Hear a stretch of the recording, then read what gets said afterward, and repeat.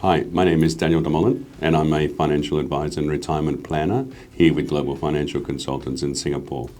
Today I'm going to do an overview on current standing of the Aussie budget. In the recent days I've been around and met a lot of people. I think there's still a lot of misconceptions and misunderstandings about changes in the Aussie budget that happened in May this year. So let's jump into it. So let's start off with capital gains tax. So if you're an overseas or an Aussie expat and you're selling your property now or a year's time, I don't think there's much change in the way that the Australian Tax Department will treat a residential property. You'll be paying full marginal tax rate unless something changes in the future. Let's see. Number two, if you were moving back home, things would be a little bit different because changes for the new capital gains tax starts 1st of July next year, or 1st of July 2027. One of the changes is if you're a local resident, you have to pay minimum of 30% capital gains tax. That's on residential property, commercial property and shares. So if you're a resident today, or let's say you move back home today, from now until the 1st of July next year, you'd be able to choose whether you want to use the new indexation rule or you wanted to use the old 50% discount rule, something you need to discuss with your tax accountants in Australia. Next one is, if you have a property in Australia, I would suggest that the end of this financial year of 30th of June 2027, you take a valuation on that property, because from there things will change in regards to capital gains tax. So what's the main change? Main change is if you are a resident or you're moving back soon, going forward after 1st of July next year, capital gains tax will not be the old way, which is the old 50% discount, but it will be a new indexation way in regards to inflation. Exact details haven't been released, but I'm sure before we get to the end of the financial year, we'll get more information from there. So the next big change is negative gearing. Yes, we hear a lot about this in the press. I know it sounds bad, but if you're living overseas as an Aussie expat, you can't negative gear anyway, so it doesn't really affect us. Where it does affect us is if we return home. So under current rules, although not everything is passed, I understand that if you were to return home today and you have an investment property that was in your hands and rented out before the budget, 26th of May, you return home today or return home in 6 months' time, you would be able to continue with negative gearing once you had a job locally and you were able to negative gear.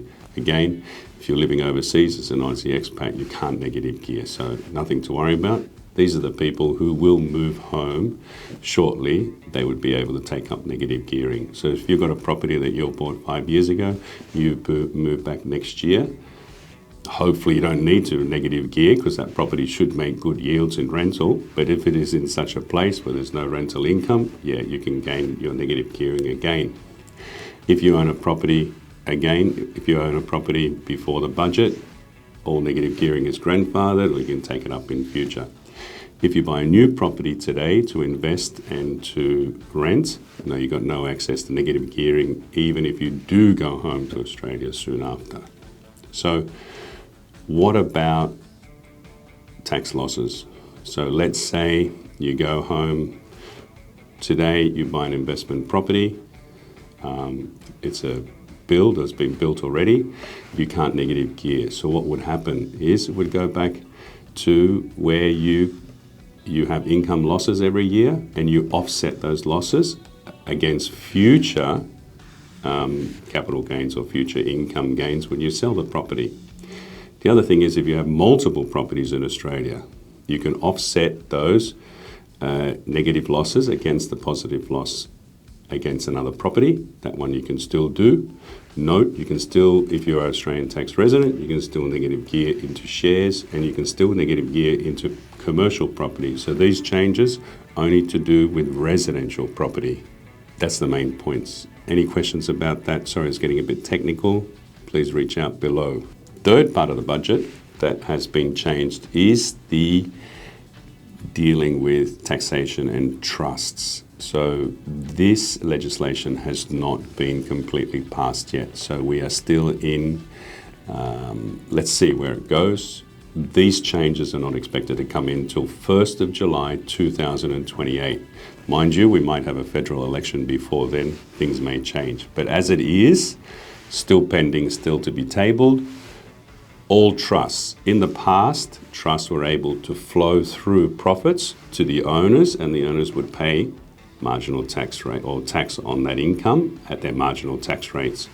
From, if everything stays the same, things get passed in Parliament from the 1st of December 2028, minimum tax from income coming out of a trust will be 30%.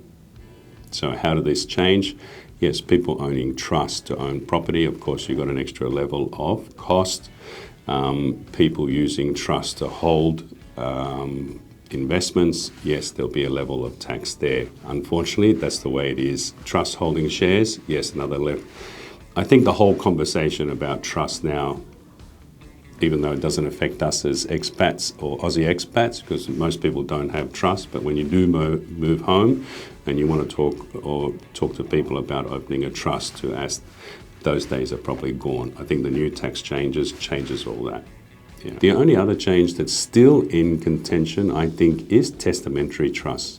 So if you have a trust that's or if you have an indication in your will that upon death you want to open a trust that maybe look after your kids because the kids are still underage, that type of trust, not decided yet. But I would imagine that will be exempt. They'll have a carve out for testamentary trusts. But at the end of the day, us Aussie expats, nobody really uses trusts. A bit too complicated as a non-resident. If you do go home, be very careful and seek proper tax advice with regards to holding assets within a trust. I think is very important. The fourth big change, I think, in the budget is regards to self-managed super funds. So traditionally, people have used self-managed super funds and used limited recourse borrowing arrangements to be able to borrow money within the self-managed super fund to buy residential property. From the 10th of August this year, that's done. So you can't do that anymore. And unfortunately, there's another area where people can't invest in the property market to create further supply, but that's a different conversation. So self-managed super funds, yeah, you can still go ahead, buy your shares and do whatever, but you can't use limited recourse borrowing for residential property after the 10th of August. So the way forward, I would say we might end up going back to a period where in the 90s it was very common for people to own residential property inside of a company. I think that maybe come back. I think the idea of people going home and buying newly built property and being able to access depreciation benefits and negative gearing, as long as you're a local resident, that might be a way forward.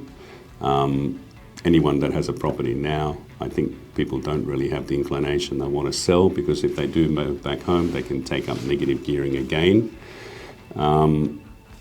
Just remember, you can still negative gear and buy shares, so you can still use the offset from a loan, interest payments to go against share portfolio. Traditionally, I think the share market in Australia has done probably a lot better than the property market. There might be some arguments there, but we'll leave that one there. The other thing is you can still buy commercial property and negative gear.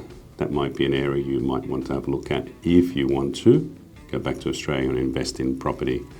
Otherwise, I think financial assets are probably still leading the way with better treatment for tax. But let's see. Again, last proviso, the last bit of legislation hasn't been passed with regards to trusts. Let's see where that goes. I think before the 1st of July 2028, there'll probably be a federal election, so a lot of this legislation, if Labor was to lose power, may be rescinded, but yet to see. So I think it's pretty much wait and see. Okay, I hope that wasn't too heavy. I know there's a lot of technicalities with regards to tax. This is just general tax advice. If you do have specific advice you want to talk to, I would recommend a tax agent in Australia. If you need to talk to somebody, I work with a few tax agents in Australia. I can refer them to you. General information or general planning, happy to have a chat.